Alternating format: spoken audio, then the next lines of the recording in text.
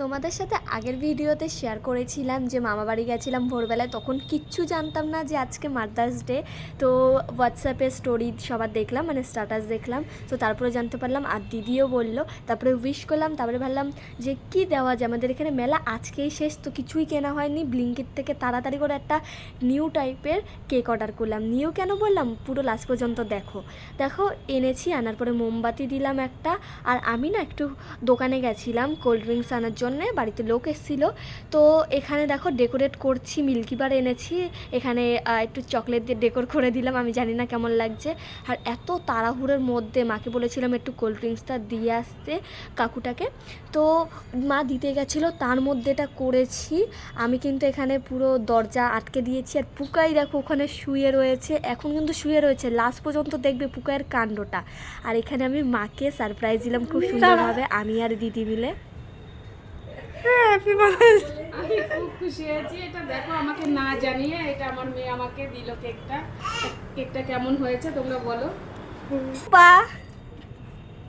পুপার অবস্থা এইখানে দেখো চকলেট, এই যে মার জন্য এনে রেখেছিলাম, পুরো উল্টে দিয়েছে।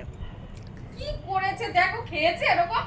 হ্যাঁ গাই এই যে দেখো দেখো, এই যে এই যে এই যে এখন চকলেট নিয়ে আমার ব্যস্ত। আগে তুমি খেয়ে নিয়েছো। আর একটু সুন্দর করে ডেকোরেট করেছি, আর একটা চকলেট আমি খেয়ে নিয়েছি, এখন মা কাটবে। নাও। পুকাইয়ের কাণ্ডটা দেখলে তো, এত বদমাশ হয়েছে ও। তারপরে দেখো একটু রোজ ছিল, ভাবলাম একটু রোজটাও দিয়ে দিই ডেকোরের জন্যে। এখানে দিয়ে কিন্তু আমার আরও ভালো লাগছে, তোমরা কমেন্ট করে জানাবে। আর কেকটা কেটেই কিন্তু ফার্স্টে মায়াঙ্ক সোনাকে দিয়েছে, সোনা খেলো না, এবারে আমাকে দিচ্ছে। আর আমি লাস্টে বলছি কেন এটা নতুনত্ব বললাম, আর আমার মুখটা কেন এরকম করলাম।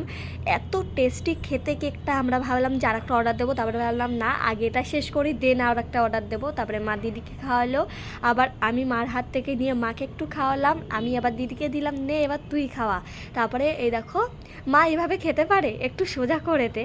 তো এরকমভাবে মা কিন্তু খেলো, আর মার খুবই ভালো লেগেছে। আমার দিদির বাবা তো খায় না মিষ্টি জিনিস, তো সবারই খুবই ভালো লেগেছে। পুকার কিন্তু ভালো লাগেনি, কারণ এটা না ডার্ক ফ্লেভারের কেক। আর এই কেকটা দেখো মাঝখানে কিন্তু আইসক্রিম রয়েছে, তো তাই জন্যই বললাম। আর চারিদিক থেকে চকলেট চকলেট, আমাদের তো চকলেট ফ্লেভার অনেক প্রিয়। যারা যারা এখনও মাদার্স ডে উইশ করোনি, তারা তাড়াতাড়ি গিয়ে মাকে উইশ করো। টাটা।